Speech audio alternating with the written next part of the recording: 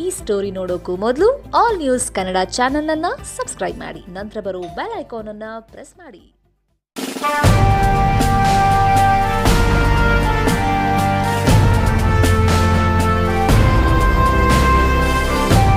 ಆಕಾಶಕ್ಕೆ ತಲೆ ಕೊಟ್ಟು ಭೂಮಿಗೆ ಬೆವರಿಳಿಸಿ ನಿಯತ್ತಿಂದ ಕಟ್ಟಿರೋ ಸ್ವಂತ ಬ್ರ್ಯಾಂಡೋ ಸೌಂಡ್ ಜಾಸ್ತಿನೇ ಇರುತ್ತೆ.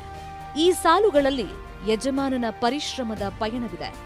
ಸ್ಯಾಂಡಲ್ವುಡ್ ಅನ್ನೋ ಸಮುದ್ರದಲ್ಲಿ ಸುನಾಮಿಯಂತೆ ಎದ್ದು ನಿಂತು ಎಲ್ಲ ಸಮರಗಳನ್ನ ಗೆದ್ದ ಯಶೋಗಾಥೆ ಇದೆ. ಹೌದು, ಚಾಲೆಂಜಿಂಗ್ ಸ್ಟಾರ್ ದರ್ಶನ್ ಗಂಧದ ಗುಡಿಯಲ್ಲಿ ಬೆಳೆದು ಬಂದ ಹಾದಿ ಎಲ್ರಿಗೂ ಗೊತ್ತಿರೋ ವಿಷಯನೇ. ಆದ್ರೆ ಈಗ ಮ್ಯಾಟ್ರು ಅದಲ್ಲ. ತಾನ್ ಪಟ್ಟಿರೋ ಕಷ್ಟವನ್ನ ಇತರರು ಪಡಬಾರದು. ಪ್ರತಿಭೆ ಇದ್ದವರಿಗೆ ಅವಕಾಶ ಸಿಗಲೇಬೇಕು. ಇದು ಡಿ ಬಾಸ್ ಹೇಳ್ತಾ ಇರೋ ಹೊಸ ಫಾರ್ಮುಲಾ. ಅದೇ ಕಾರಣಕ್ಕಾಗಿ ಯುವ ಪ್ರತಿಭೆಗಳನ್ನ ದರ್ಶನ್ ಪ್ರೋತ್ಸಾಹಿಸ್ತಾ ಇರೋದು.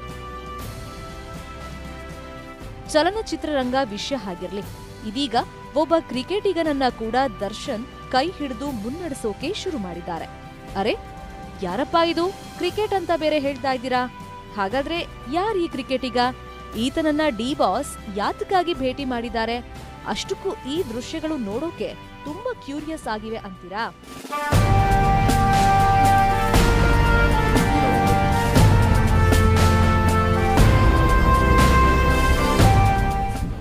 ಎಸ್, ಈ ಸ್ಟೋರಿ ಕೂಡ ಅಷ್ಟೇ ರೋಚಕವಾದದ್ದು. ಈತನ ಹೆಸರು ಮಹೇಶ್ ಕುಮಾರ್. ಡಿ ಬಾಸ್ ದರ್ಶನ್ ಅವರ ಅಪ್ಪಟ ಅಭಿಮಾನಿ.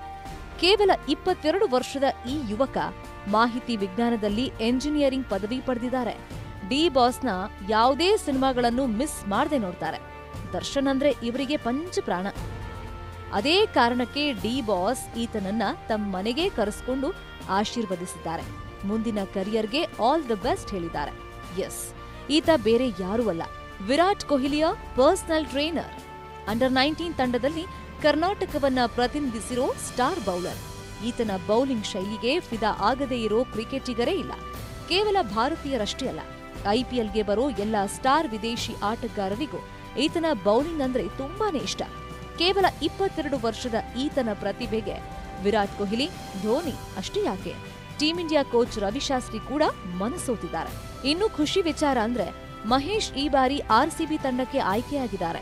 ತಾನು ಆರ್ಸಿಬಿ ಕ್ಯಾಪ್ ಧರಿಸೋಕು ಮೊದಲು ದರ್ಶನ್ ಸರ್ ಆಶೀರ್ವಾದ ಪಡಿಬೇಕು ಅನ್ನೋದು ಈತನ ಹೆಬ್ಬಯಕೆ ಆಗಿತ್ತು. ಈ ವಿಷಯ ಡಿ ಬಾಸ್ಗೆ ಗೊತ್ತಾಗಿದ್ದೇ ತಡ. ರಾಜರಾಜೇಶ್ವರಿ ನಗರದ ತಮ್ಮ ಮನೆಗೆ ಕರೆಸಿಕೊಂಡಿದ್ದಾರೆ.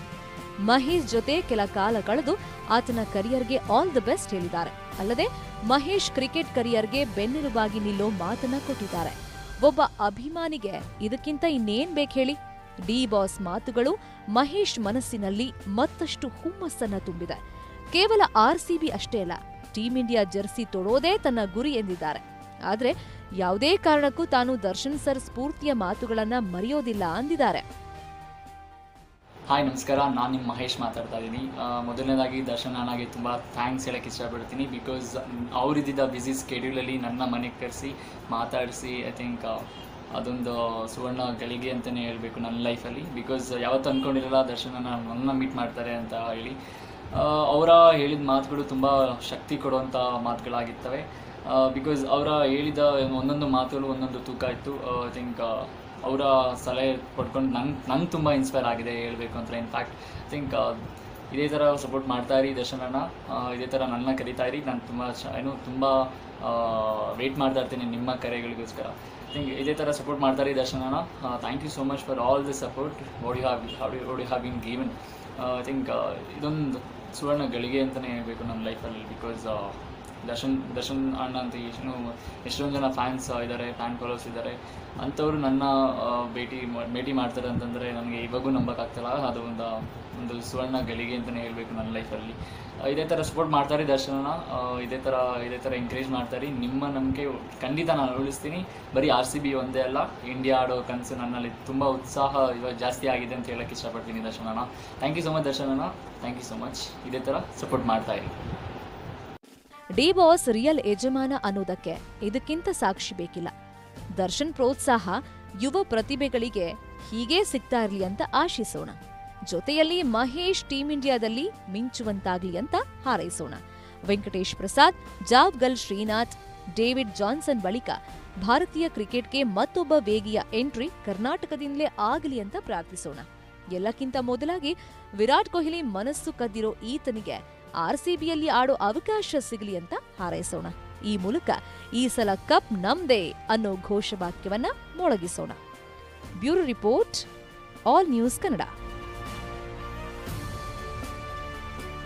ಈ ಸ್ಟೋರಿ ಇಷ್ಟ ಆಯ್ತು ಅಂದ್ರೆ ಲೈಕ್ ಮಾಡಿ, ಶೇರ್ ಮಾಡಿ. ಧನ್ಯವಾದಗಳು.